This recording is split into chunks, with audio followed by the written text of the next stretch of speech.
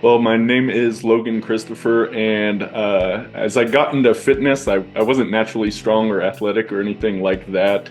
I was the proverbial 98-pound weakling entering high school. I played football, but was never any good. I literally did not weigh 100 pounds my freshman year. It was at the end of high school or right after high school when I started to find out about body weight training. And with that, I started to have much more success than I was doing the bodybuilding thing at the gym. And from body weight exercises, that led to kettlebells, and that led to strongman stuff and grip training and really the old time strongman. And from there, I just kind of took off with it. I was like, okay, I need a career, so let's become a personal trainer. I'm having lots of fun with this, and that morphed more into the online world, and then just going down one rabbit hole after another. Like the fitness led to health and nutrition, which led to herbalism, and how different herbs could help with performance, workouts, and recovery, all sorts of things. And that also led me to mental training with neuro-linguistic programming, with hypnosis, a wide variety of different things. And everything was like, okay, can I apply this to getting stronger? Because this is something that I want to do. Where did that curiosity come from? Yeah, it's a great question. I think from several things. One, just not having that natural talent. So because things did not come easy for me, I had to search out these different ways of trying to get to the end results that I wanted. I was coming out of a period of some trauma as well. So with this, like fitness was kind of one of the first things for me where it's like, okay, I can set a goal, I can go after it, and I can actually like attain something. And so in doing this, I was like, this is amazing. Let me just see like how can I bring in more? And it's like, okay, I came out of this pain, like I want to be good at everything now, which got a bit excessive and can definitely be taken to a not so healthy degree. But really, that was the a part of it. And then just like an insatiable love of learning. I definitely have always been curious, and just finding about all these fields that could help in different ways was, I think, something that just spurred me on to go from one thing to the other. How did it feel to start to see the benefits and the results really start to occur? It is kind of interesting because I started with bodyweight training, and I was following a guy named Matt Fury, and his really good at marketing, saying like body weight is the way to go, like everything else is crap. And I was definitely young and naive and fell into that because, well, I wasn't really getting much in the way of results before, and now I was. But the thing was not that bodyweight training is so special. I think it is amazing, and everyone should definitely spend some time focusing on it. But in this, I kind of fell into the keys of progress, some of the things that I was missing before and just wasn't doing. Here, I fell into doing those, and therefore had greater success with it. So, after that time, then I went back to weights, including barbells and different things, and had the similar kind of great results in doing that. So that was a piece, just like, most people, the average person out there doesn't understand training, like progressive training, which is the name of the game in anything fitness, right? But if you understand those, it doesn't matter what tool you use. All of them can be great. Sure, they have advantages and disadvantages, but you find the things that work for you, then also find the things that are fun for you. Like bodybuilding, for whatever reason, going to the gym, that just did not suit for me. When I could work out at home, spend less time doing it, start doing some things that I hadn't been able to do. Like it took me 6 months or so to be able to do a handstand push-up just against the wall for the first time. But it's like, oh, great. Now I have a skill that most people can't do. And I'm feeling good about myself. Like, okay, what's the next move? What am I going to tackle next after that? What was that trigger for you that led you back into the gym and to the weights and stuff like that? My friend got a kettlebell, and he's like, "Oh, we should try this." So I was like, I'm a bodyweight only guy, but okay, I'll play around with it, right?" Then I swing a kettlebell around. I was like, "This is fun." So with the kettlebell, started doing that. Then just kind of started seeing what other people were out there doing. Then gradually, this understanding that every tool is useful and you can just play with them in different ways. So barbells are great for, maximum lifts is the ideal thing they're made for, but of course, they can be used in many different ways. So while I still continue training at my home gym rather than going to a commercial gym, I definitely brought in all those different tools and just continue to have fun with many different things. With something like a kettlebell, I do kettlebell juggling, which is the flipping and spinning of it around the body. It's a very visual thing. It's really cool in that, it's great for conditioning, explosive strength, hand coordination, all kinds of different things. But it's a lot of fun. That's like the main thing. I could go to the park and juggle this around, and I'm not focused focused on sets or reps. I'm just practicing my skills with this, and I'm getting amazing workout at the same time. So that's one tool, one specific way, but really this applies in many different ways. Hmm. Yeah, it's funny. It seems like the kettlebell really is that transitional piece for a lot of people. Where you're saying the kettlebell is an integrative tool, it's like because with oftentimes with barbells, dumbbells, people are taught to isolate, and that obviously has some uses, right? Especially for bodybuilding. But with kettlebells, especially the ballistic exercise, it's a whole body exercise. You're taught to integrate everything into it. This is the same with bodyweight training for the most part. So this is why these things, like some people have been drawn in this way, and why it can be really useful, because while it's great to be able to isolate, if you can only do that and don't know how to use your body together, you're not very athletic as a whole, right? Mhm. So now I forgot your question there. If you ever looked at like how can I use dumbbells or how can I use barbells in very unique ways or like dynamic Yeah, ways? absolutely. So in my journey, I read a biography of an old-time strongman named the Mighty Atom. He was back in the vaudeville era, and before that, he literally was supposed to die as a kid, but ran away and joined the circus, got tutored under a wrestler, became an amazing strongman. And for whatever reason, when I read this biography, I was like, that's what I want to do. Like, I want to do a strongman act. So a big part of that, and this is the old-time strongman, so it's more performance-based rather than the ESPN, the strongman that goes on now, which is competition based. They're both amazing. I've done some of both, but that is a distinction for people. So you're putting on a show with your strength. Now, the average person out there, they look at someone doing a deadlift and it's not that impressive, right? Even if it's a large amount of weight, like, okay, I get it, right? But if you take a barbell and from a laying down position and do a get up with that barbell, or even better, you do a get up while holding a person overhead, these translate much better to wowing an audience. So this becoming a part of my training and learning under some of the strongmen, not that there's a lot of them out there, but they're certainly out there, learning these things and how creativity can play into it. This is why, you can use different tools in different sort of ways, and definitely played into my training in a big way. Are you a personal trainer, online fitness coach, or gym owner on the verge of burnout? Are you wanting to grow your fitness business but can't add more hours to your hectic schedule? Introducing Trainer Revenue Multiplier, the premier wealth creation system for fitness professionals that helps you earn more and work less. Visit www.trainerrevenuemultiplier.com today to schedule your free business accelerator session. If you're serious about taking your business to the next level, schedule your call today. Did that kind of like evolution of your training, how did that impact the way that you integrated it with your life, if that makes sense? Like maybe with body weight, you can be a little bit more, like you can do it a little bit more frequently because it's not as strenuous per se as doing a get up with a person over your head, right? Like, Right. oh, so how did that change the way that you interacted with the gym and with workouts and stuff as a whole?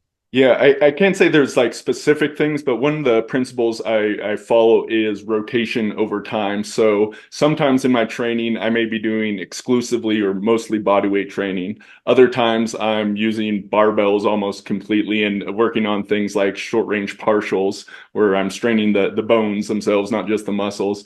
And it may be a mix and match in between, throwing different elements in there. So depending on what my goals are at the time, that's going to change how my workouts look. For instance, right now I work out partially in the garage, partially outside, but once the snow comes, right, I'm probably going to go a bit more indoors. That's going to change what I'm doing. And as far as frequency, I do like to work out most days, but my workouts are not as hard, as difficult as most people would imagine. I'm a big proponent of listening to the body, and instead of like forcing the body to grow, like trying to subjugate it, it's more about working along with the body. And doing so, this helps to, one, if you have like injuries, it can be very useful for rehabbing them, but avoiding injuries in the first place. Now, like anyone lifting or not lifting, like life happens, injuries crop up, but I've been blessed to be able to stay out of any sort of chronic bad injuries over time, just being able to work with my body as an ally along the way.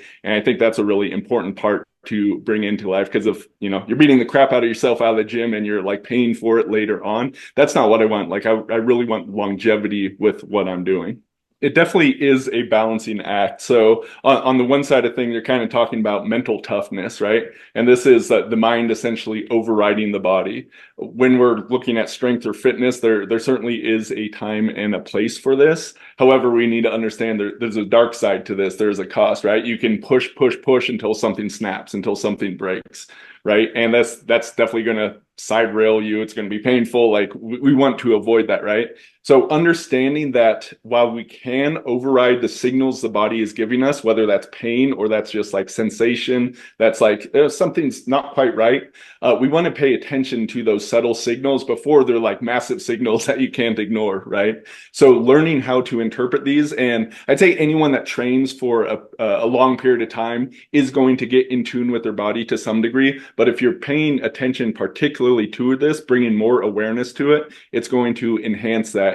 And then, as I was saying before, working along with the body. So if you are providing the signal, the thing that causes the adaptation to happen, this doesn't have to happen by like brutalizing yourself. It doesn't have to happen with force, like just doing it. An example I like to give is a person sits on the couch for hours and hours a day. They're not trying hard at it, but their body is definitely adapting to it, right?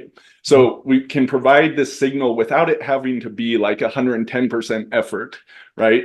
We can just provide signal at like 70, 80% effort. And this will still get the body to change. The body will still adapt along with this. So there is an easier approach to doing it. And again, there's a time and a place for 100%, especially competition, that sort of thing. So you want to be able to push those limits, but you shouldn't be pushing the limits in every single workout. That's a way I like to do it. And again, this is a balancing thing. Sometimes your ego gets involved and you oh, I'm going to go for this lift. And then like, I knew I shouldn't have done that. So that's feedback for the next time that you're doing. And again, it's just a balancing act that you're learning as you go along. Do you ever use any like meditation or mindfulness in order to kind of like get in touch with your body from like, head to toe kind of thing where it's like, all right, how am I really feeling? Yeah, absolutely. And definitely in some different ways. So something that's useful is just like a mobility practice. At least there are some benefits from doing this like over time, but for me, like I've done a lot of mobility work in years past where I spent 15 minutes a day just going through rotations in my body, right?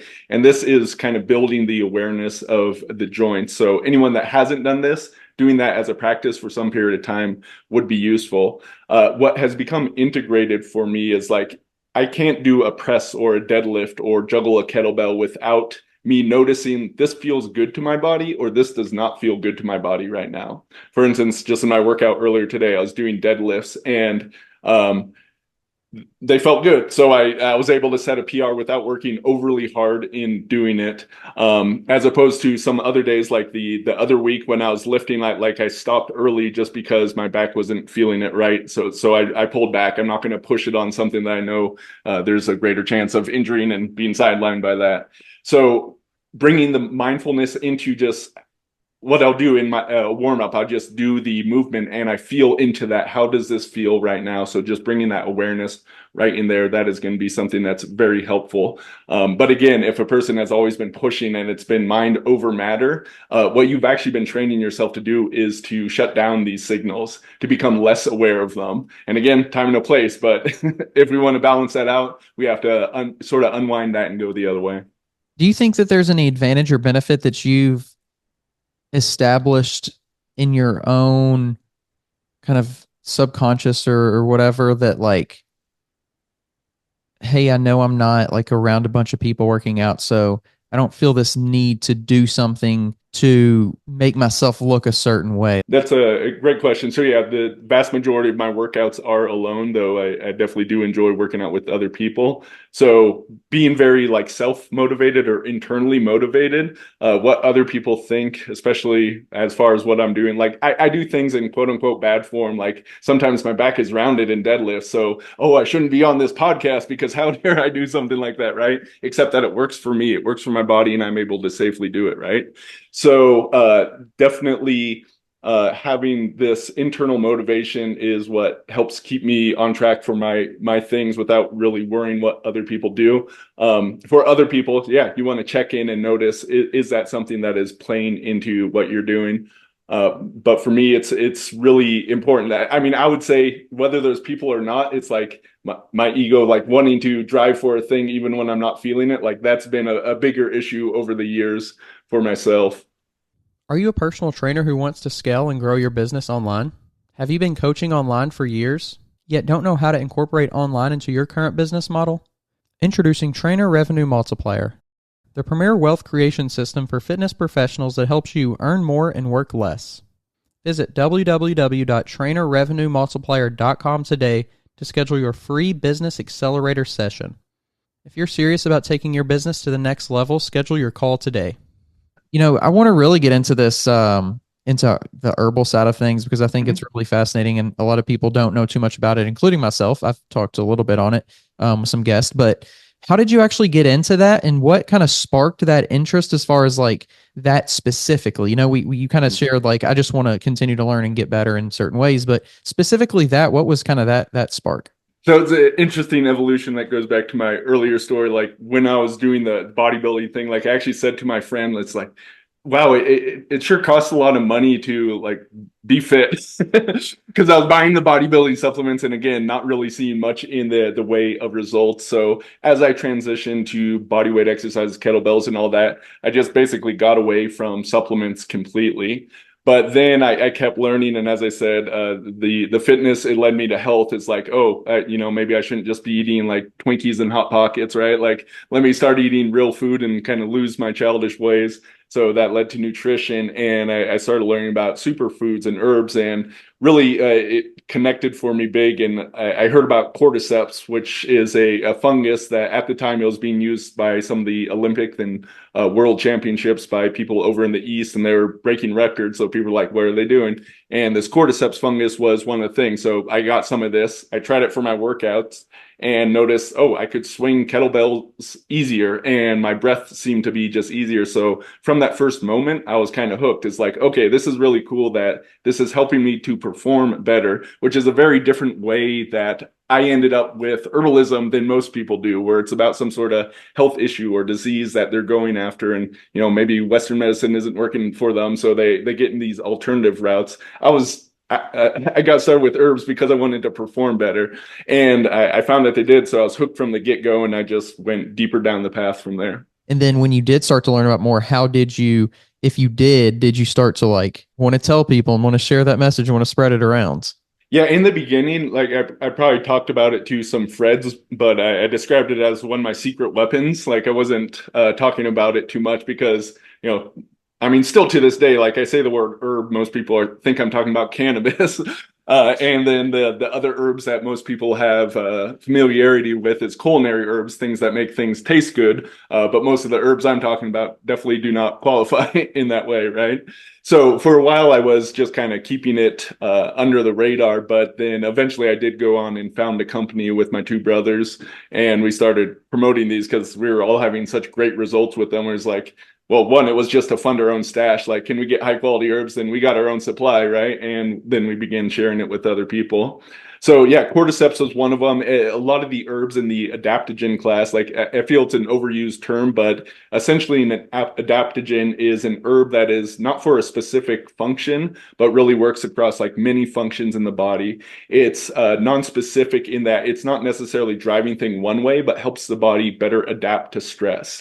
And what is a workout besides a stress response, right? We are intentionally stressing the body, use stress in order to trigger adaptation to that. So if we have these compounds that help us adapt better, then it's quite feasible that this is going to help us with our workouts in some way, help us with recovery and coming back stronger.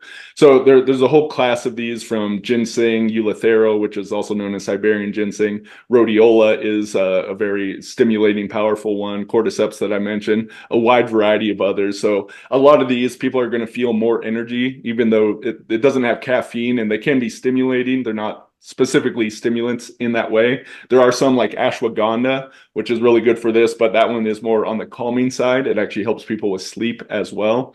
So these are one class of herbs that's definitely going to be useful. A big one that for our company, Lost Empire Herbs, and that really kind of put me further down this path was pine pollen. This is literally the pollen of pine trees, and it's pretty unique in that it's very rich in phytoandrogens. So it actually has trace amounts of testosterone and DHEA in it, like very, very tiny amounts, but it's mostly these plant sterols, the phytoandrogens that are able to dock and do things with our testosterone and other androgen receptor sites in the body. So it is helpful for supporting hormone function. So this is traditionally used by a lot of older guys that are, testosterone declines with age, although it's not necessarily the age, other things going on that tend to lead to that. So this has been used for this, but yeah, people wanting to perform better in fitness, this is going to be obviously quite useful. And as I was saying, I was like scrawny and not very strong and athletic. Like I feel like I was born a lower testosterone person than most people out there. So even though I was getting into these workout things and starting to see some success, getting on pine pollen, working with some other herbs similar to that, really I felt got me to like an ideal testosterone place. And then I started to see even better results after that. So that's one herb. Tongkat Ali is another one that is quite a bit more well known for these functions, which is helping to increase the body's own production of testosterone, but also keeping it more freely available. So when you start to learn about these herbs, I mean, is it something that you had any general skepticism about, even though you had experience with one? Did you have that, and how did you really start to just overcome that? Yeah, definitely like having skepticism is good and natural. You want to have a healthy degree of skepticism. You obviously can go too overboard on it because, well, with the placebo effect, like you could stop something from working by being so skeptical that it's not going to do anything. It actually works in both directions, right? So I like to say that herbs can have a very real effect. And if you like believe in them, you could have additional effect on top of that.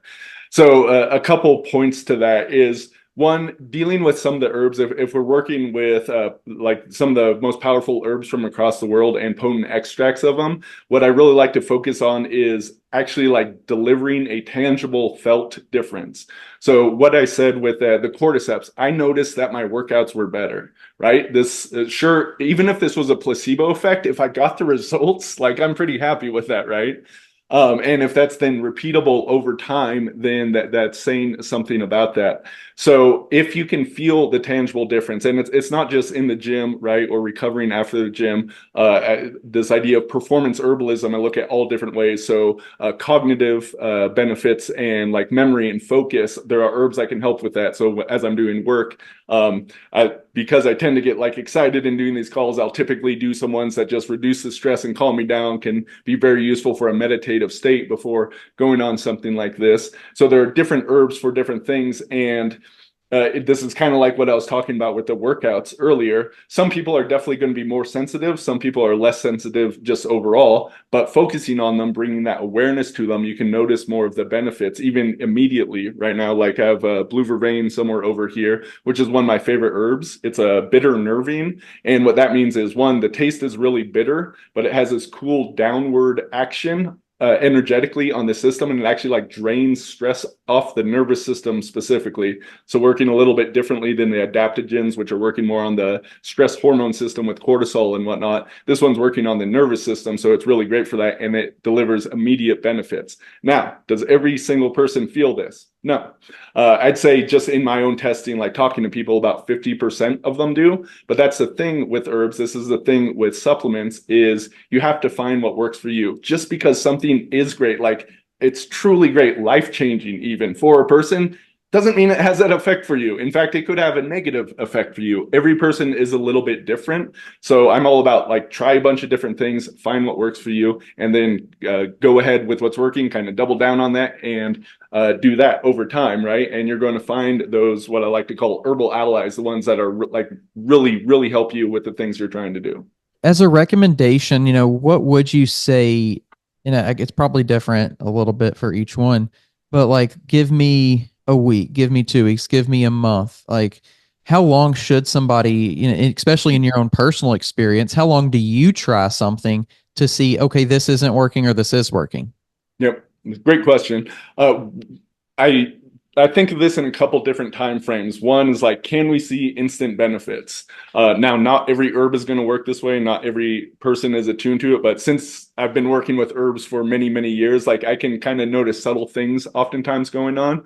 But that's not going to be most people. So then the next time frame we're aiming for is like within a week, can you be notice some of the benefit? And it can be really useful to say like, say you're taking something for energy. My energy level is on a scale of 0 to 10, this on average, right? Then kind of rate it each day. So you're kind of quantifying something that is a bit more qualitative.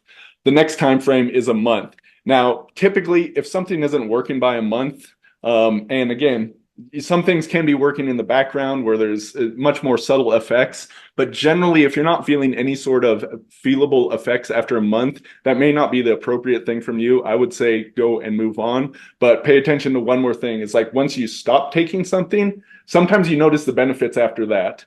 Lion's mane mushroom was a good example. Now, some people notice this right away, and I have a hypothesis that like the more brain damage you have, the more this mushroom with its nerve growth factor and other BDNF and various other factors, the more impact it will have. So some people notice like brain fog going away right away. Memory is improved. But for me, what I noticed the first time I was taking it was once I stopped taking it, like things didn't feel quite as sharp. So there was it just a slow, gradual build over time. But then there's a cliff when I came off, and that's where I noticed the effect. So these are a few different windows and ways I like to look at different things as far as the noticeable effects. Sometimes it builds so slow that it's imperceptible to us. So again, the more you're bringing your awareness to these different things, really that's going to help in a variety of different ways. How did you go? How did you go from like this herb to this herb to this herb?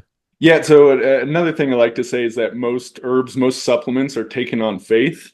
And by this, I mean that you hear about something from somewhere, right? This could be a podcast like you're listening to right now, right? This could be just people talking. Maybe you see a scientific research study or it's cited in there. But even with that, right, you're still kind of taking it on faith. Even if there's science that something's work, you have to understand science is about averages, right? So even if science has shown that ashwagandha lowers cortisol and helps with the stress response, this is out of a group of 30 people, and probably 20 of those people had positive results. Maybe 5 of them had negative results. 3 people dropped out of this study. 2 of them actually had some side effects from it, right? So even though ashwagandha is scientifically proven to do this, it doesn't matter so much for you, right? It has this function, but you have to still see if it works for you. So you hear about an herb, and sometimes it's just like ding, ding, ding, like it rings, it makes sense. So when I was talking about blue vervain or cordyceps, the people that are listening, something in them's like, that sounds interesting. I want to try it. So go out and try it, right? And then let your experience be your guide.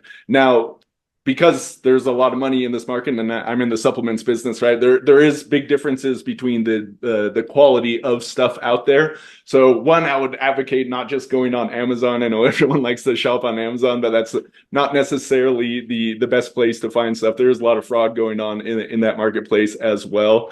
And I'm not saying my company's the only one that has good quality stuff, but go and do some research, dig into some articles, look at the research for yourself, look into some of the details before just jumping into it. But again, that experience is going to be the main guide for you, and then go on from there. And one extract tab may be better than others. So the pine pollen I was talking about, powders and capsules works a little bit differently than the tincture. The tincture is going to be much more appropriate for boosting testosterone, be a bit stronger in that form. So there are ins and outs to learn, but just one step in front of the other is the best way to go. And for me, as I started playing with this stuff, I started really liking the results.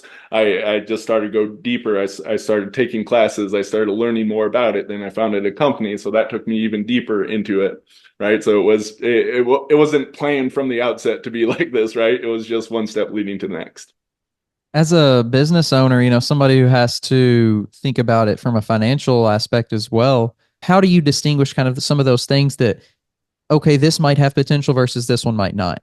There are a few different forms of evidence in our culture at large. Like we're really focused on the scientific evidence, and science is great, especially when it's done well. Oftentimes, there's shady stuff going on in science too, so we want to be aware of that. But that's really just one form of evidence. Another thing we could look at is clinical evidence, right? So these are practitioners of different sorts that have been using these herbs and see results with their patients, right? A study is just a group of subjects done in certain parameters to kind of deliver that sort of information. But a clinician seeing people over time in many ways is actually like better evidence of that working. And with herbs, we often have hundreds or thousands years of history. And what is that? That is really clinical evidence over that time, even though it's not quite the same clinics we have these days, right? So we have these different levels of evidence. Some of the herbs are going to have more or less. So the pine pollen, we actually just funded and ran the first ever pine pollen human trial that's ever happened. Like there was some animal and cell studies before that, but this was the first one, and we were looking at older men and testosterone and the benefits of that.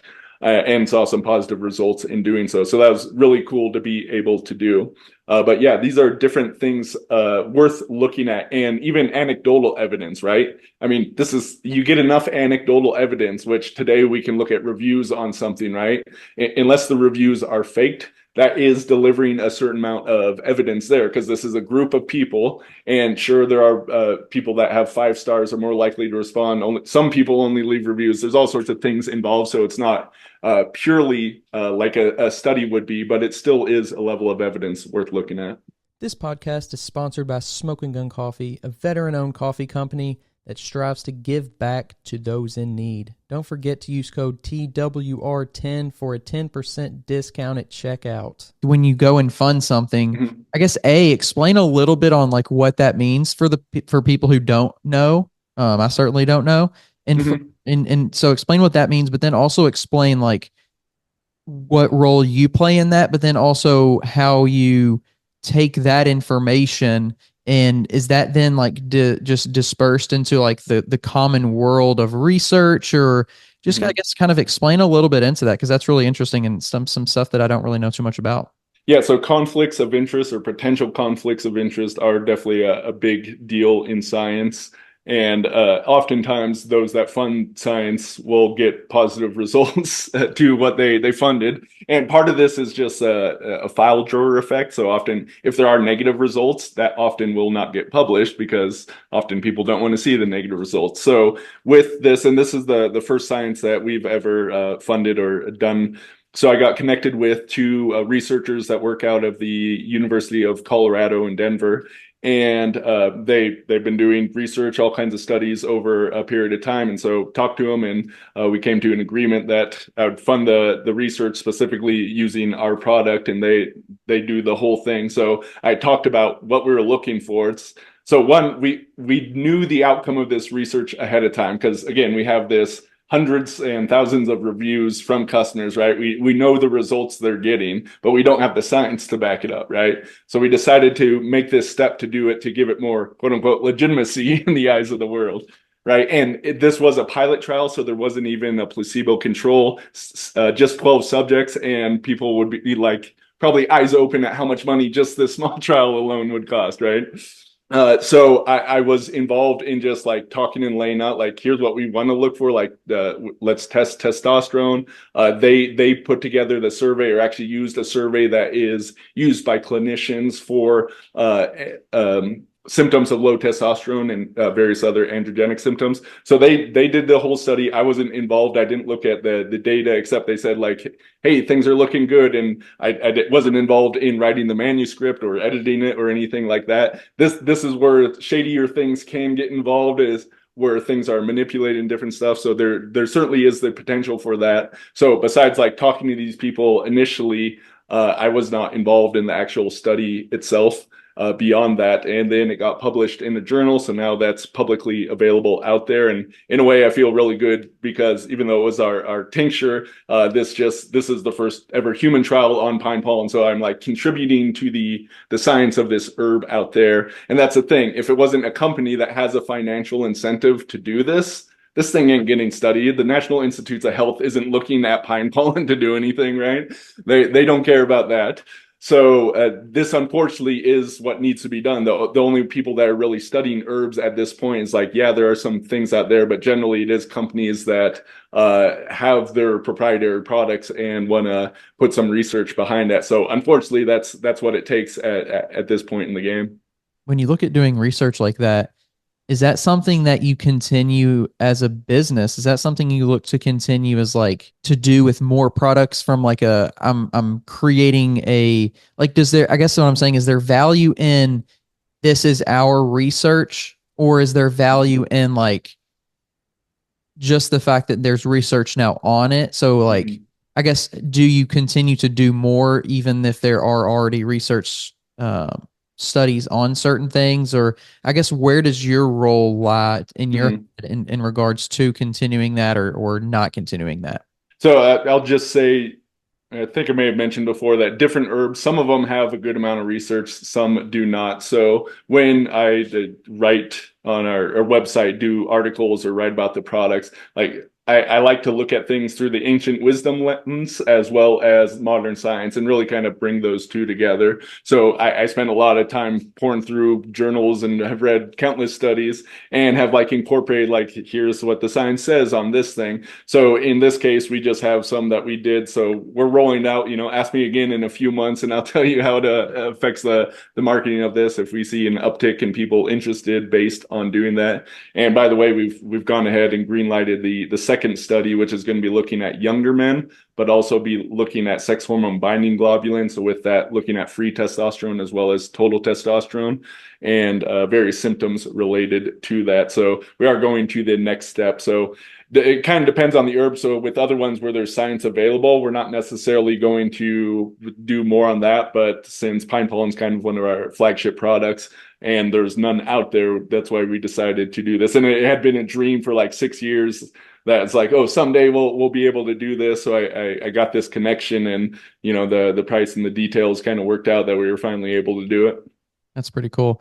And is there power in exactly like doing it through like research through a certain institution or through a certain school or through who you do it through? Did you in your maybe in your own research of getting that research done, did you find that there's like validity from a public perception in that way too? There probably is to some degree, but I don't think it's that big of a deal. Like maybe certain institutions for certain things would be appropriate, but that hasn't been as big of a factor. I mean, just thinking from my end, like when I read a study, I was like, oh, very, very seldom do I like know the study authors or something like that. Yeah. Kind of looking down the line for herbs, I mean, what future do you see with the continued evolution of like more people using them? Yeah, I'd say that trend is already going and maybe not accelerating, but definitely still continuing in that direction. Like when I first got into herbs, almost no one was really talking about these things. Now, maybe not commonplace, but commonplace enough that when I say ashwagandha, like at least half of your listeners have heard of that. Pine pollen, probably 5-10%, maybe if we're good. So certain herbs have more range to go, and different herbs do like surge in popularity and then sometimes die down.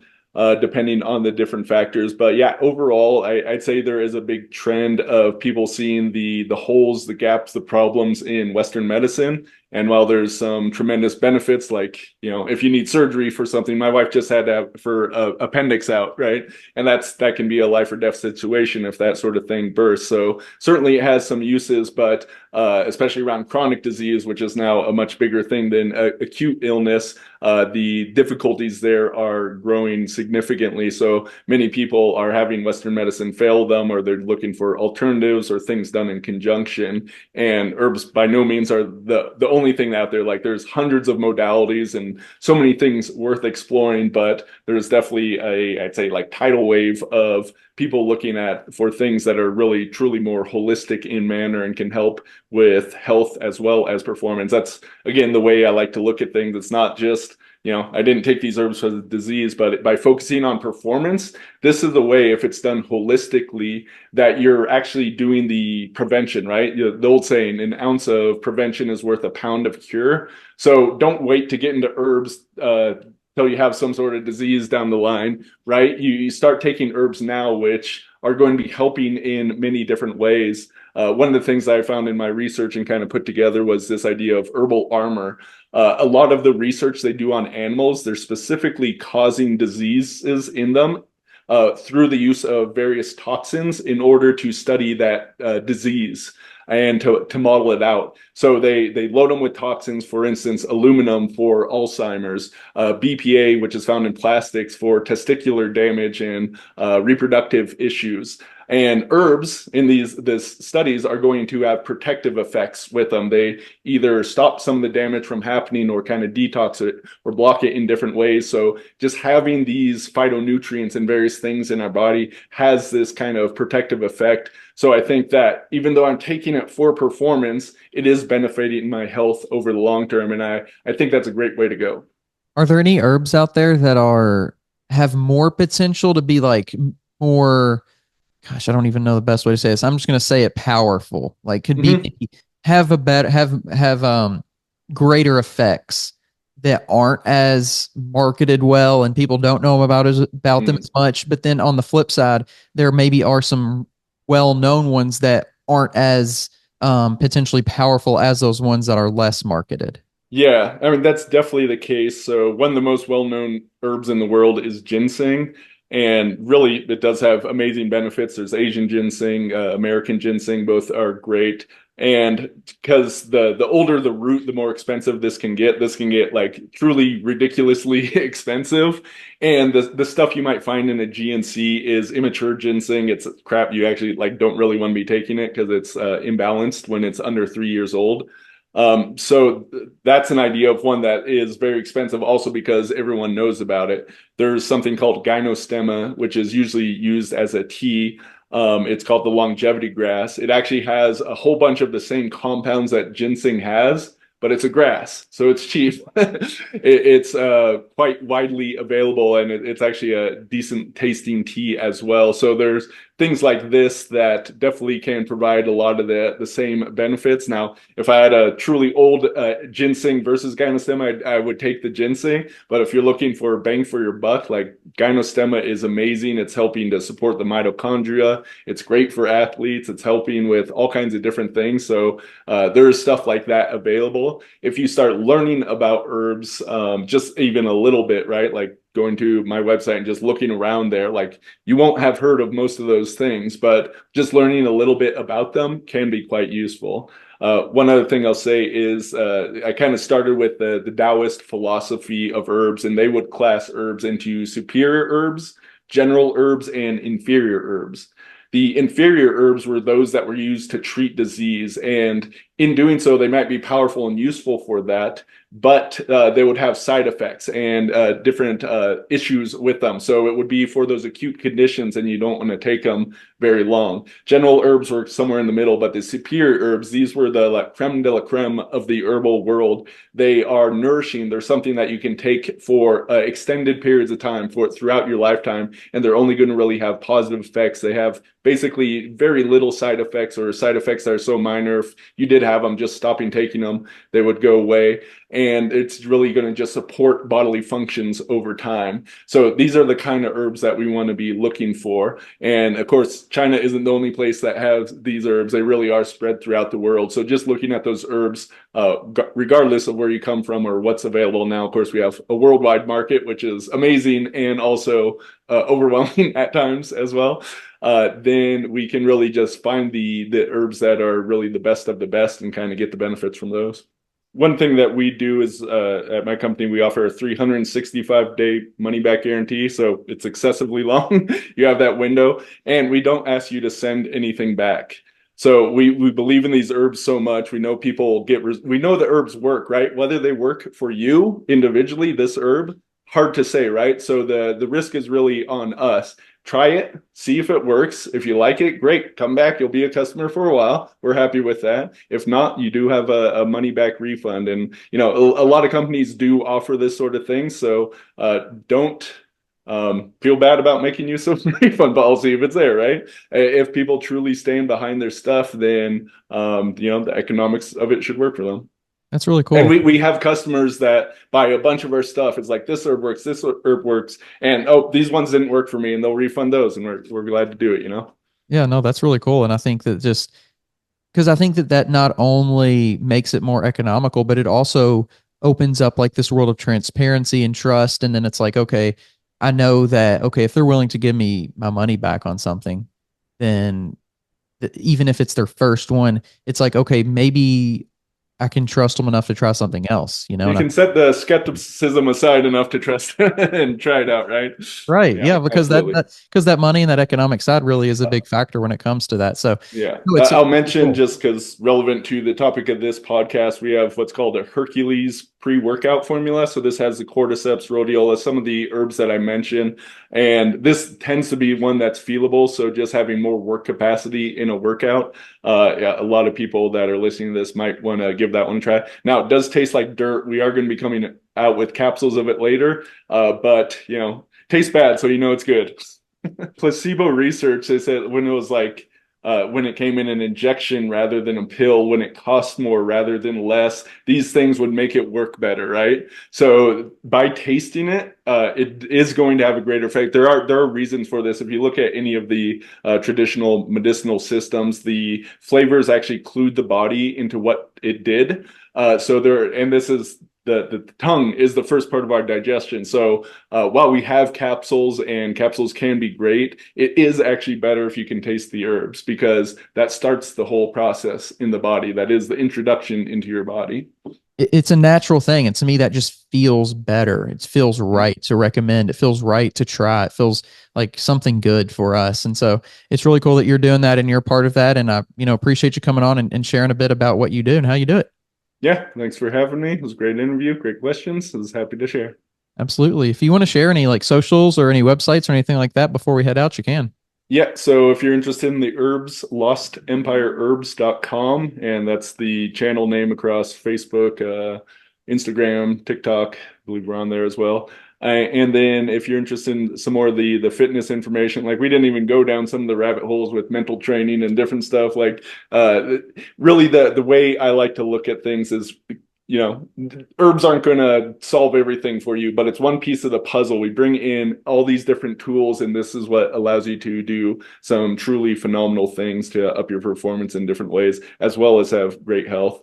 But the other website is legendarystrength.com. Just wealth of information available there on learning on the different topics. If you're tired of searching for a coach or trainer, somebody who knows what they're talking about and has experience, make sure you go check out the new Coach's Corner on weightroompodcast.com. You can find quality, qualified coaches to help you achieve your goals, whether that's in bodybuilding or just general fitness. Stop wasting time and start achieving your goals today. The link to the Coach's Corner is down in the description below.